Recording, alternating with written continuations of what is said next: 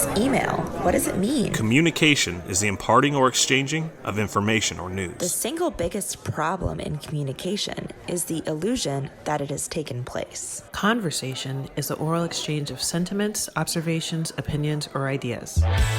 Forbes Books Radio presents The Conversation with Clinton M. Padgett. Today's guest has spent his career having conversations where the stakes were sometimes literally life and death. Chris Voss is a former lead FBI hostage negotiator who spent more than 2 decades learning how to listen, build trust, influence behavior, and navigate some of the most difficult conversations imaginable. Today, he teaches those same principles to business leaders and organizations around the world. He's lectured on negotiation at business schools across the country, appeared on ABC, CBS, CNN, Fox News, and Forbes, and is the author of the best-selling book, Never Split the Difference, Negotiating as if Your Life Depended on It, which was a fantastic read, by the way. One of the things I really found fascinating about his work is that at its core, it really isn't just about negotiation. It's actually about conversation. It's about listening. It's about understanding the person on the other side and finding a way to turn conflict into collaboration.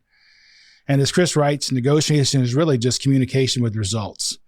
Chris, welcome to the conversation. Hey, man, happy to be here. Thanks for having me in. So I like to start all my interviews off with the same question, which is I think everybody who comes on this show is a superhero, and all superheroes have an origin story. So what's yours? How did you go from being a Kansas City beat cop to becoming the FBI's lead international kidnapping negotiator? Well, you go to I-80, you make a right, and you go 2,000 miles. I love it. Just one thing after one left field after another. I ended up, my father wanted me to go federal law enforcement, thought it was more prestigious and local because he paid for a college degree. And I went out and I got a job that only required a high school diploma. And of course, your parents want bigger and better for you, whatever they perceive, and the perception. So I had no idea the different federal agencies, the federal alphabet. I didn't know the DEA from FDA.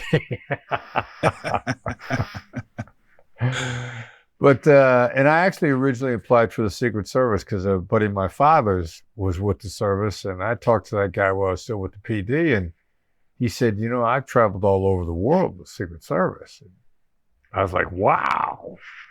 Like where I grew up, crossing the state line was a big deal. Small town Iowa.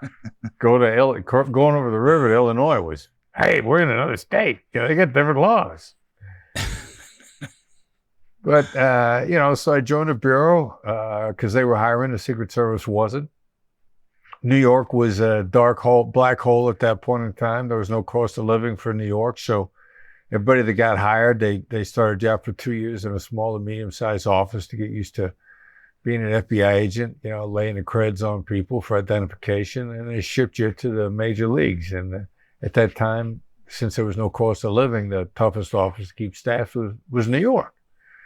And I avoided it if I could, but I couldn't avoid it. And I loved it when I got there. Look, I was on to this day, New York is my favorite city on earth. I love the town. And so Nice. Serendipity took me there, put me on a joint terrorist task force, originally surveillance. Then I was inside. Then I had a recurring injury from SWAT and decided to try negotiation because I love, I think decisions need to be made. The risks and costs of comfortable inaction, as JFK said a long time ago, is what really debilitates us.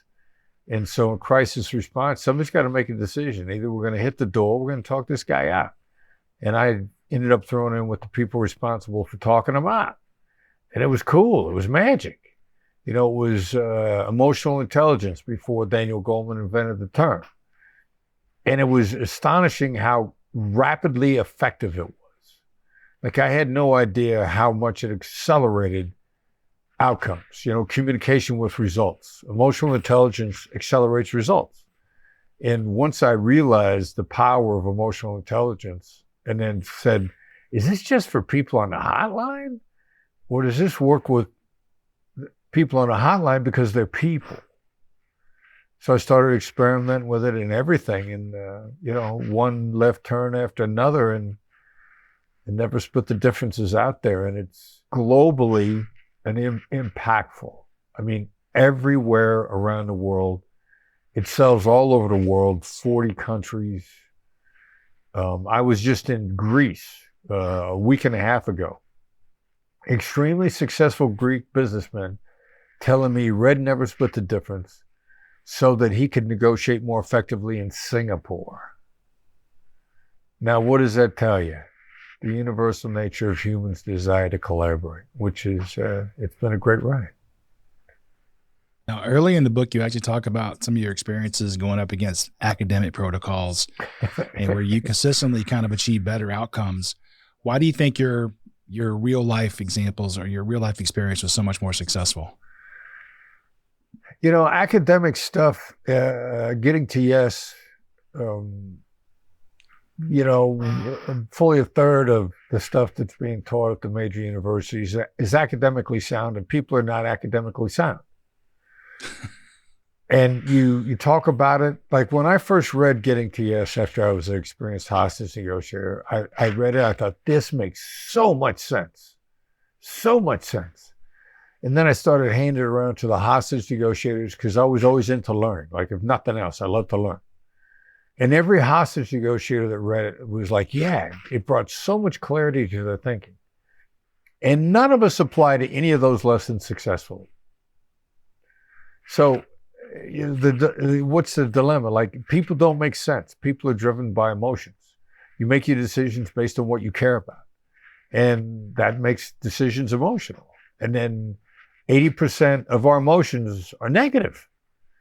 And the academics just don't take that into account. So that's the reason the book has been so successful.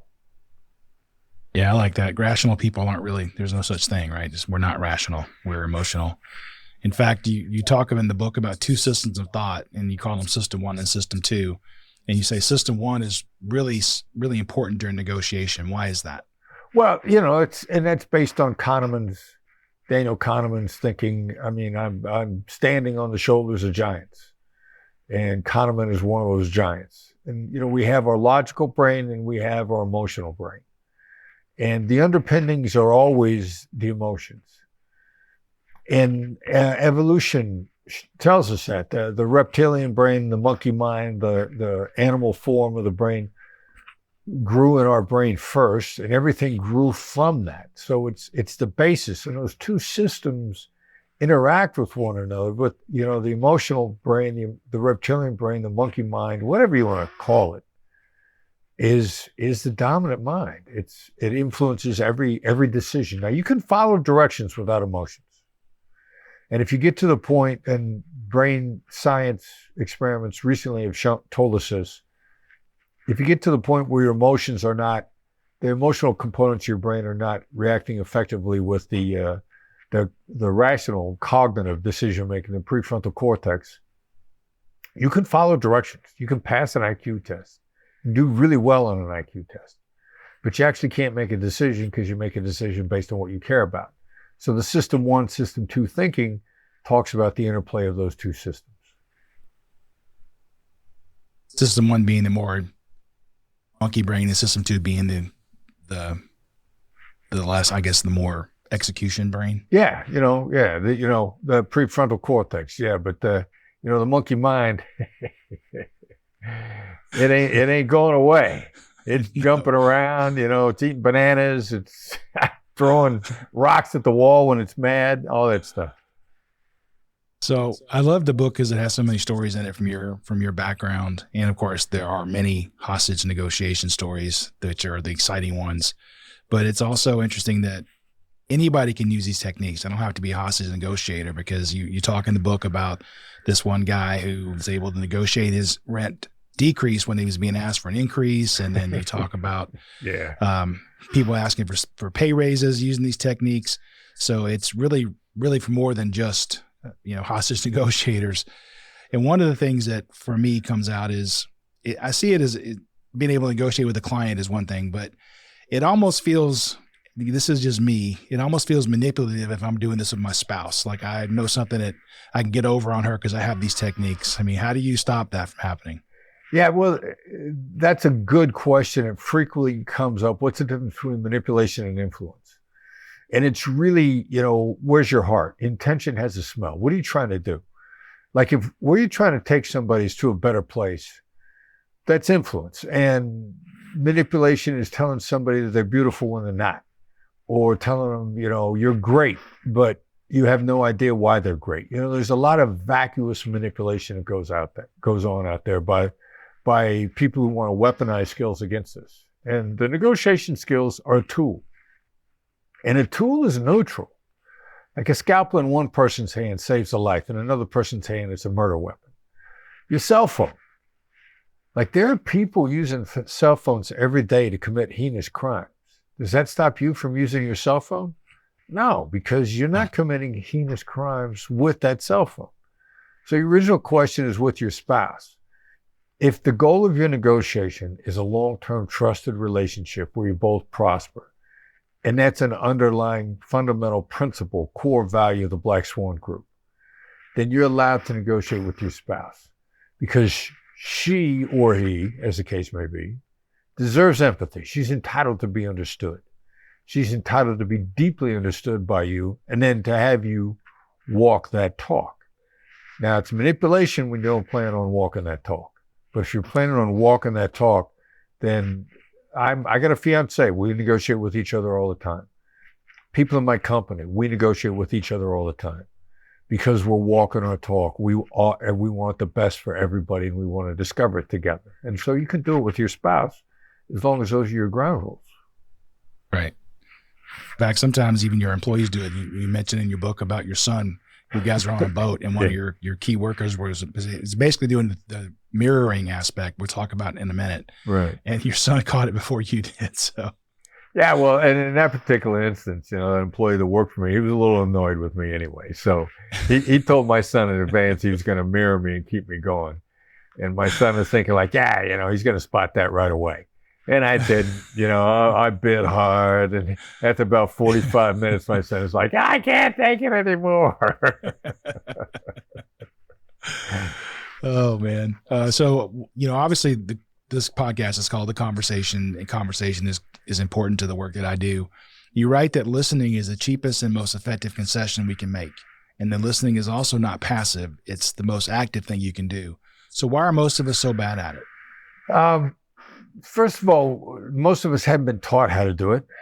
And most of the time, our communication skills are what we see in the media, television, radio, movies.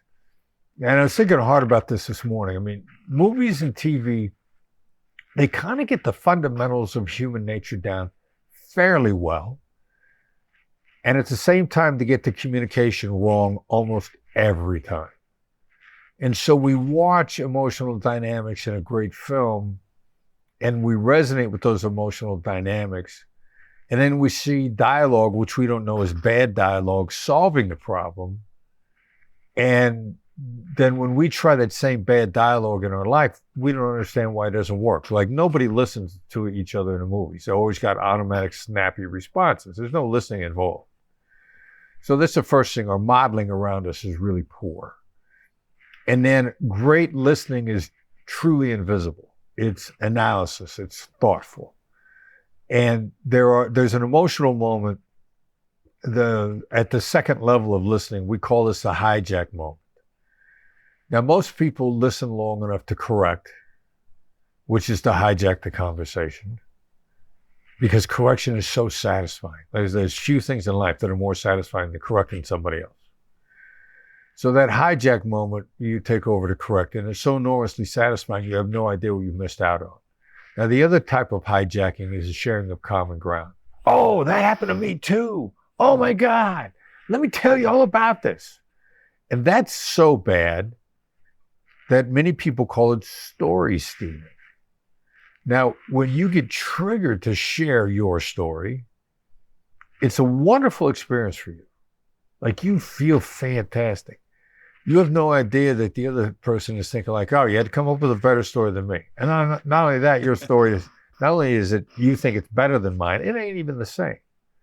Yeah. But in either of these two emotional moments, these hijack moments, we have no idea how bad the other side feels. And we have no idea what the upside is. And so this blockage gets in everybody's way, which is why it's very hard to become an analytical thinking, precise listener. It takes effort to get started, just like any other sport, it takes effort to get in shape. But boy, once you're in shape, man, can you run. And so for most of us, that's probably, if we can get to that skill, we're good. But you talk about in the book that it's actually, on some of the negotiations you do, it's better to have extra sets of ears listening, because one person might hear something that someone else misses, or it might resonate differently with that person. Well, and that's the nice thing. It's double-edged nature of the skills, because a lot of the skills are, our negotiation black swan skills. And I don't even use active listening is such an outdated term. We call it precision listening now, precision proactive listening. It ain't active. But it also gets you to repeat things in a different way.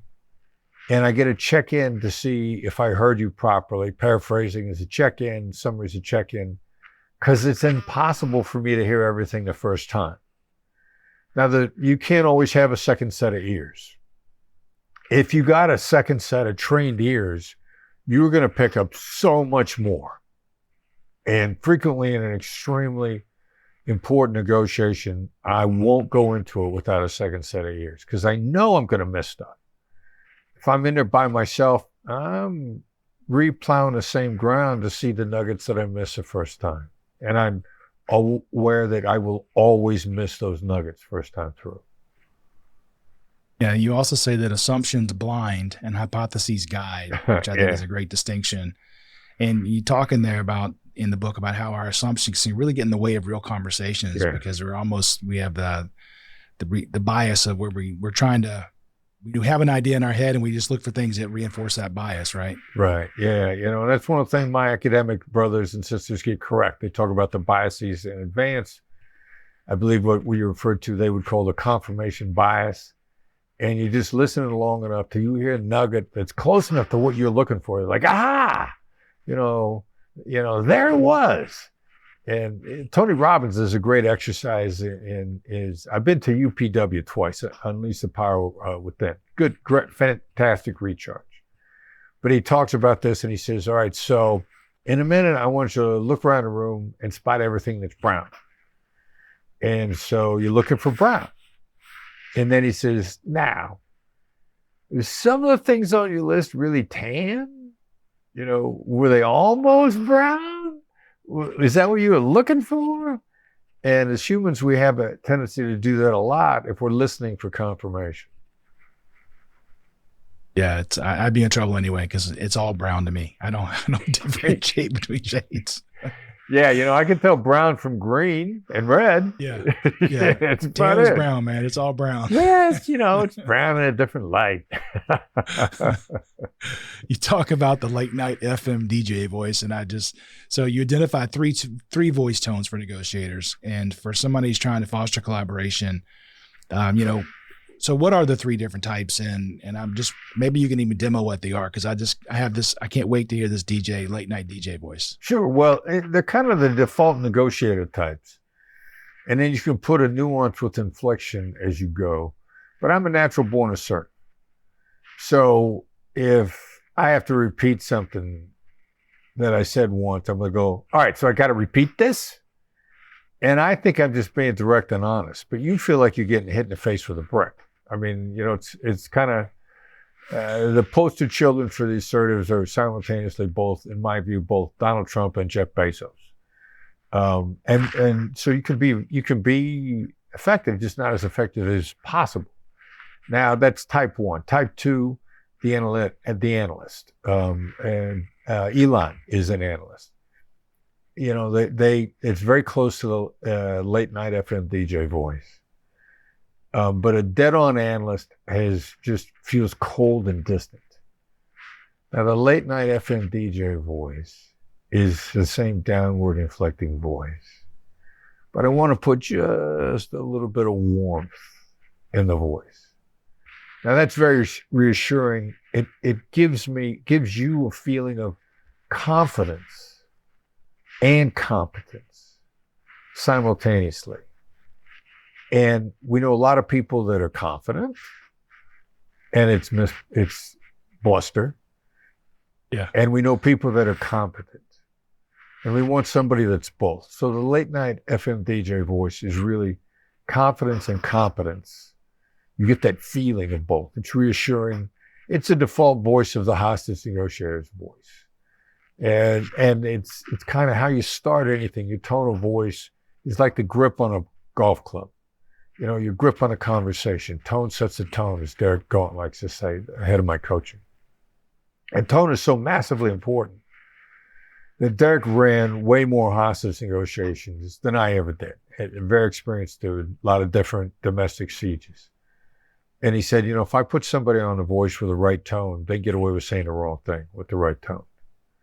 Now, third voice, your accommodator's voice, the smiling voice. I'm happy to see you. We're going to have a great time. We're going to enjoy each other. We're going to laugh. You know, the accommodator lights you up. You're 31% smarter in a positive frame of mind. The accommodator is going to put you in a positive frame of mind. They're very hopeful. They're very upbeat. It's a powerful thing to have. So, and the world splits evenly into thirds. One of those three voices is going to be your natural voice. And what you want to do, first of all, now, what decision do you make? The assertive's voice, my natural tone, is counterproductive under all circumstances. It's the hardest thing for me to get out of. And I have never found a negotiation where both short and long term, my assertive natural voice carried the day. Like, I may win short term with the assertive voice, but I'm gonna lose long term. And long term is where the money really is.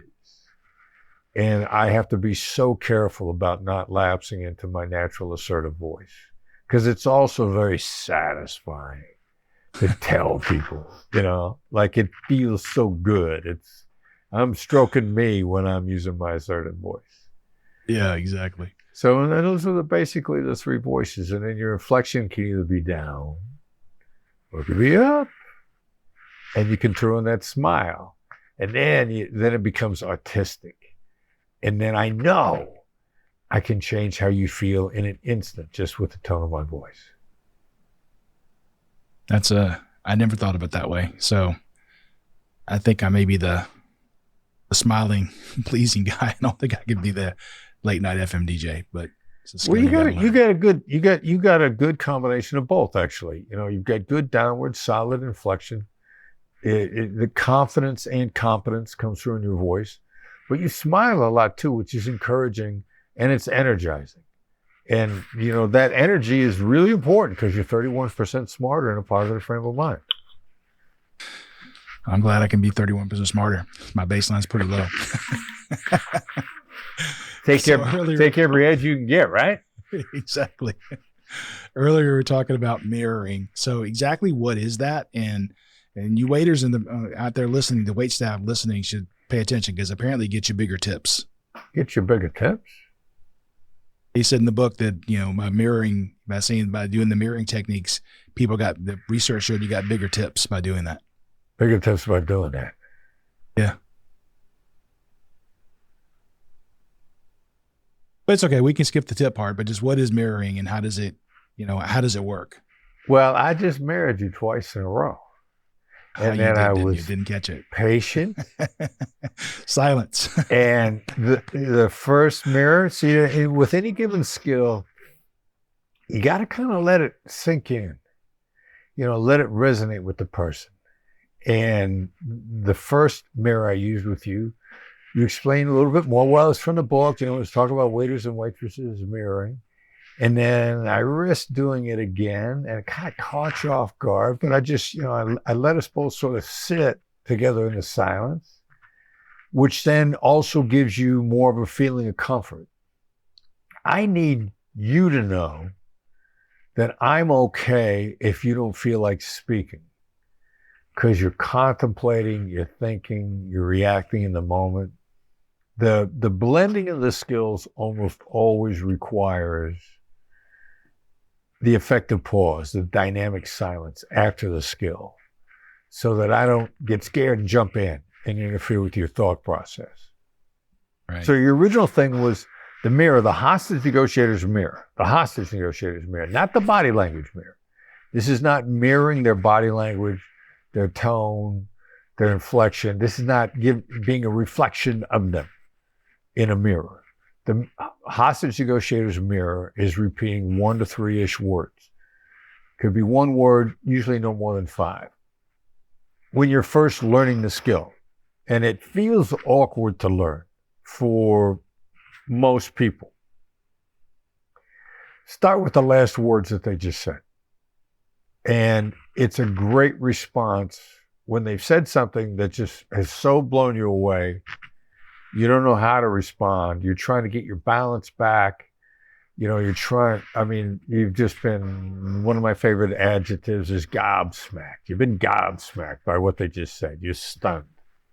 Yeah. That's what I use the mirror for typically. After you get used to mirroring 1 to 3-ish words, you've built the skill. It's also, we call the individual skills stars, skills to acquire rapport. As you're building your ability to earn a star in mirrors, well, now you're not just repeating the last 1 to 3 words. You're in the middle of their conversation. There's something to really tweak your curiosity. And you want to hear more about that. And you want the best way to get them to tell you more. Now, a lot of people will say more about that. Or tell me what you mean. Or what did you mean? Those aren't bad. Those are sort of B level, B grade responses, maybe B minus, C plus. You're going to get some information out of the other side. The A plus response to dig into that is the mirror, because when I just mirror that 1 to 3-ish words, I take you back to that moment of conversation. I get you to dig into it with different words. What the mirror usually does is cause the other person to say it again with different words. And that's the secret to the A plus response, because if I say, what did you mean by that? More than likely, you're going to say it exactly the way you said it a moment ago, only louder. As if loud would penetrate my cranium better. Your words were so perfect. They just need to be, obviously you didn't hear me, so I'm going to say it again louder. And that doesn't really stimulate the conversation. Right. Now I'm gonna go back to something else I mentioned a moment ago. I said most.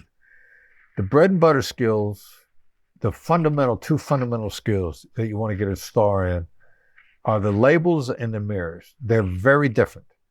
More people get better at labels. I'm a label guy. Labels seems like, sounds like, looks like, seems like something that's on your mind. Seems like you got a reason for asking that. Seems like you're upset. Seems like you have a reason for, seems like something just crossed your mind. Those are all labels. I'm naturally good at those. Most of the people on my team are label people. You get so good at labels, you can use them for anything. They're the best Swiss Army knife tool in the toolkit. There's a certain group, a smaller segment that love the mirrors. And I call it being right-handed versus left-handed. Not that many people are left-handed. Interestingly enough, you find a lot more creative types are left-handed. Like, I don't know what the correlations are, but some people live on mirrors. Ray Mashanik, who is the co-founder of Even Up Law. He's a client, he's a friend. Even Up Law is such a phenomenal company that I actually now have a financial interest with them because they're succeeding with such a great mission. Ray's a mirror guy. Like, I don't know where he got this. He's a different dude, but he mirrors all over the place. He thinks it's such an important skill that he'll go try to teach his sales team mirroring, and they'll get a client on the phone on speaker, and he'll mirror them into a deal right in front of everybody. He loves mirrors. And I'm so intrigued by the people whose preference is mirrors. They're a little different. Left-handers are a little different. There's something different about it. Left-handed pitcher, left-handed batter, left-footed kicker.